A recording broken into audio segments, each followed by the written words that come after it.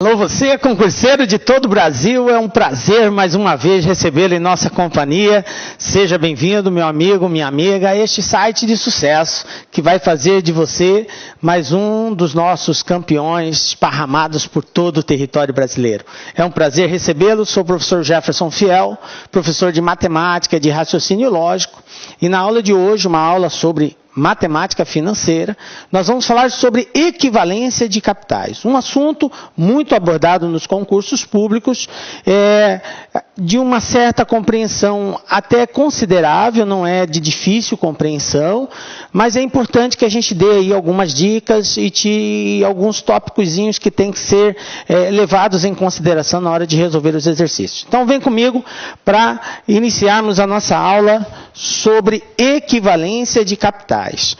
Primeiramente, a gente quer destacar que quando a gente fala em equivalência de capitais, nós temos um regime de capitalização que está inserido nessa equivalência, que pode ser simples ou composta. Então, nós vamos estudar os dois regimes de capitalização no caso da equivalência, a simples e a composta. Vamos iniciar nesta aula falando sobre o regime de capitalização simples, tá? Então, o que nós destacamos para abordar nesta aula aqui?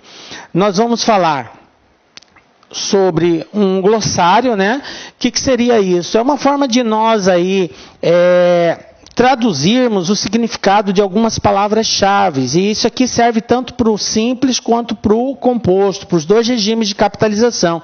Porque é importante nós familiarizarmos com algumas palavras-chave. Então a gente vai estar passando isso daí.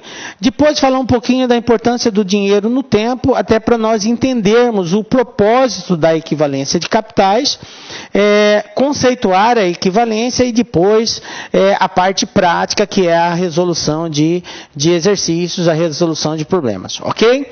Bom, então vamos começar aí definindo algumas palavras-chave, né? Uma coisa que a gente sempre ouve falar na matemática financeira é juros, né? Então essa palavra vai estar sempre presente nos exercícios. Juro é o quê? É a remuneração do fator capital, né? De um determinado valor, de um principal, né, emprestado ou aplicado produtivamente, né? Então, digamos assim, é o rendimento que um determinado valor aplicado por um determinado tempo vai nos conceder. Isso é juros, ok? Depois, taxa de juros é uma outra palavrinha que comumente vai aparecer nos exercícios. O que é a taxa de juros? É justamente aquele fator, né, que vai ser aplicado nesse capital, né, para calcular o rendimento ou para nós encontrarmos o desconto, porque quando a gente fala em equivalência, nós vamos daqui a pouco dar uma ênfase mais a isso, nós podemos prorrogar ou antecipar um pagamento, ok? Então, a taxa de juros seria o quê? A relação entre os juros e o capital. É ela que faz essa ligação dos juros, relaciona os juros com o capital. Ela é aplicada numa unidade de tempo. Então, muito importante nós destacarmos isso também. Refere-se sempre a uma unidade de tempo, exemplo, 12% ao ano. Porque os juros, nós podemos ter juros diários, juros mensais, juros bimestrais, trimestrais, semestrais, anuais, enfim. Existe uma série de situações em que a taxa de juros pode ser enquadrada. Bom, uma outra palavrinha-chave que também aparece comumente nos exercícios é a palavra capital, né? O que é esse capital? É qualquer valor representado monetariamente, aplicado para produzir rendimento, pode ser considerado capital. Então, veja bem, em alguns casos ele é chamado de valor nominal, valor atual, enfim, ou só valor. Então, tem uma série de nomenclaturas que podem ser atribuídas ao capital, mas nós temos que ter como destaque que é sempre o quê? É um valor que vai ser representado monetariamente, que vai ser alvo do nosso estudo, ou serve como base para um cálculo de um valor futuro, ou serve como base para encontrar um valor no passado, ok? Para nós efetuarmos um desconto, ele vai servir como base. Então, esse valor é o capital. Nós temos uma outra nomenclatura que também aparece constantemente, é a palavra montante.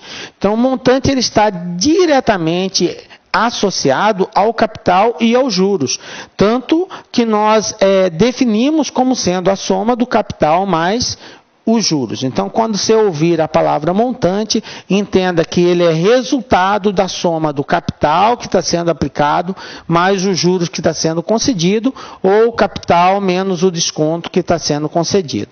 Tá? Isso é montante. Uma outra palavrinha-chave é a data focal. Data focal, ela às vezes não aparece no enunciado do exercício, mas ela é uma palavra que nós temos que ter conhecimento, porque ela vai servir como base para nós compararmos valores, né? Então, é a data que se considera como base de comparação dos valores referidos a datas diferentes. A data focal também é chamada de data de avaliação ou data de referência. Então, enfim, nós temos um capital, ou dois capitais, por exemplo, né? Eu tenho dois capitais e eu quero comparar esses capitais. Para nós fazermos uma comparação entre capitais, nós temos que ter uma mesma data de referência, uma mesma data base, ou seja, uma mesma data focal. Então, eu tenho que transportar esses valores por uma mesma data. Se eu tenho um capital que vence daqui a 2 meses e um capital daqui a 5 meses, para poder compará-los, eu tenho que trazer eles para uma mesma data. Então, essa data que vai ser comum tanto para o primeiro quanto para o segundo capital é chamado de data focal. Então, é uma palavra que nós vamos usar muito aqui na hora de resolver os exercícios. E valor atual. O que seria o valor atual? É a soma dos valores atuais dos seus termos na mesma data focal e a mesma taxa de juros. Como seria isso, professor? É o seguinte: eu tenho um capital 1, um capital 2, e eu vou transportá-los para uma data única, para uma mesma data focal. Então, eu pego o capital 1, transfiro para a data focal, e pego o capital 2, também transfiro ele para a mesma data focal. Então, eu vou ter dois valores atuais, do capital 1 e do capital 2, porque ao transportar esses valores para a mesma data focal, eu vou ter que calcular uns juros em cima, dependendo do prazo que diferencia a data do título do capital, a data focal que eu estou transferindo. Então, quando eu transfiro eles para uma mesma data, eu vou somar esses dois valores, eu vou passar a ter um único valor, que é chamado de valor atual. Ok? Bom, enfim, essas palavras a gente gostaria de dar esse destaque no início da aula, justamente para que não haja dúvida na resolução dos exercícios quando nós estivermos resolvendo aí. Uma outra questão que é muito importante nós falarmos é o valor do dinheiro no tempo, até para nós entendermos o porquê que se tem esse estudo sobre equivalência de capitais. Eu vou aqui enfatizar uma situação assim bastante corriqueira. Vamos supor que você tivesse duas situações. Na primeira situação, você tem uma você tem uma dívida para receber, e aí você tem duas propostas em cima. Na primeira proposta seria o seguinte: a pessoa está te devendo R$200 e ela propõe pagar esses R$200 para você na data de hoje, ok? Então você tem essa proposta. E a segunda proposta seria a pessoa pagar esses mesmos R$200, só que daqui a 1 ano, ok? 1 ano. Então, você tem essas duas propostas. Aí, veja bem, aí recebo R$200 hoje ou recebo R$200 daqui a 1 ano? Dá a mesma coisa? Bom, enfim, tudo vai depender da taxa de inflação do do mercado, né? Mas vamos supor que a taxa anual seja de 10%, um exemplo. Então, se você optar em receber esses R$200 hoje e aplicar isso aí a uma poupança ou coisa parecida, de tal forma que esses 10% seja considerado aqui, então no final de um ano, com 10% de rendimento, você vai ter R$220, tá? Então, considerei aqui uma taxa de 10%, né, que você teve um rendimento de 10% na aplicação desses R$200. Então, veja bem, esses R$200 daqui a um ano, ele vai estar valendo quanto? Daqui a um ano, ele vai estar valendo 220. E esse R$200 aqui, que você vai receber daqui a um ano? Você vai receber os mesmos R$200. Conclusão.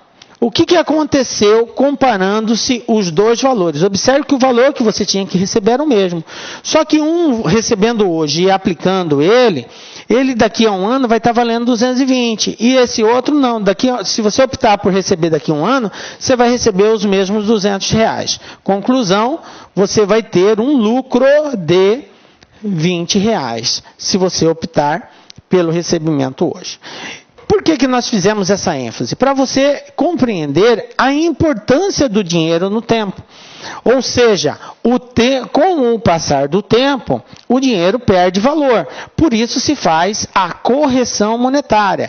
E esses juros da correção monetária, ele está diretamente associado ao tipo de economia, principalmente a inflação que está se dando no período, ok?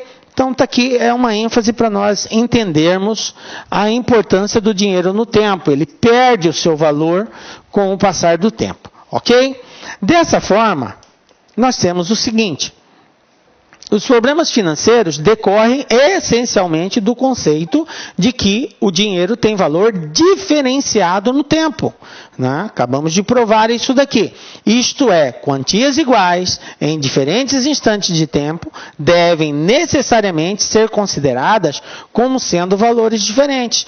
R$200 hoje não é a mesma coisa que R$200 daqui a um ano. Então, devem necessariamente ser consideradas como valores diferentes, tá? Por isso que nós fizemos a correção desses 200. Ou seja, R$200 a um ano é equivalente a 220, levando em consideração, obviamente, aquela taxa de correção que nós colocamos, ok? Então, 200 equivale a 220. Então, eles têm o mesmo valor, Então, nós não podemos considerar quantias iguais em diferentes instantes de tempo. Tranquilo?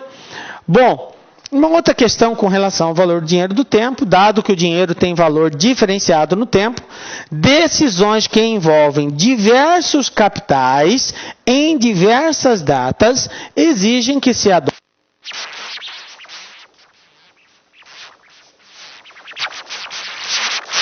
Eu tenho aqui com datas de aplicação diferentes. Né? Então, eu posso